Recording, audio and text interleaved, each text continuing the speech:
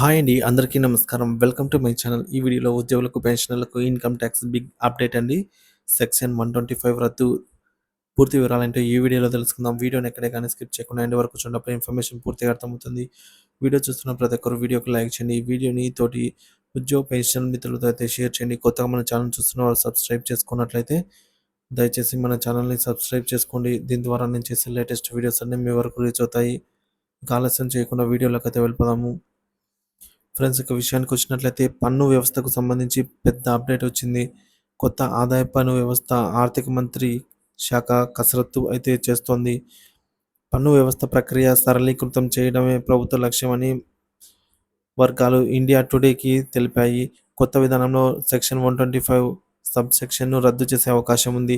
పాత ఆదాయ పన్ను చట్టం స్థానంలో కొత్త ఆదాయ పన్ను చట్టాన్ని త్వరలో ప్రవేశపెట్టనున్నామని, దానికి సరళీకృతం చేయడమే కొత్త ఆదాయపు పన్ను యొక్క చట్ట పరిధి అని అయితే సోర్స్ నుంచి అందిన సమాచారము.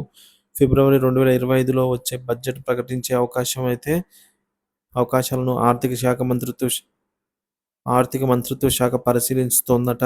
ఆదాయపు పన్ను చట్టం నుంచి అవసరమైన సెక్షన్లను, సబ్ సెక్షన్లను తొలగించాలని ఆర్థిక మంత్రి లక్ష్యంగా పెట్టుకున్నారని జాతీయ మీడియా కథనం ప్రకారంగా ప్రస్తుతం ఆర్థిక మంత్రిత్వ శాఖ ఆదాయ పన్ను చట్టంలో సంస్కరణలు చేయటంలో బిజీగా ఉంది. ఆ తర్వాత సవరించిన ఆదాయపు పన్ను చట్టం దేశం ముందుకు తీసుకొని రాబడుతుంది. కొత్త విధానం వస్తే పన్ను చెల్లింపుదారులకు పెద్ద మార్పు రాకపోవచ్చు.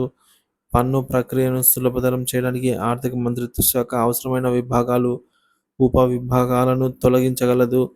పన్నుల విధానాన్ని వీలైనంత సులభతరం చేయాలని ఆలోచిస్తున్నారట. ఎక్కువ మంది పన్ను పరిధిలోకి తీసుకొని రావడంపై ప్రధాని మోదీ దృష్టి సారించారట. దీనికి సంబంధించినటువంటి ప్రస్తుతం నిపుణులతో సంప్రదింపులు జరుగుతున్నాయట.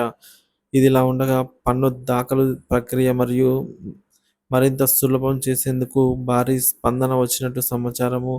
దాదాపుగా అన్ని ప్రతిస్పందనలు పన్ను దాఖలు సులభతరం చేయాలని, సమ్మతి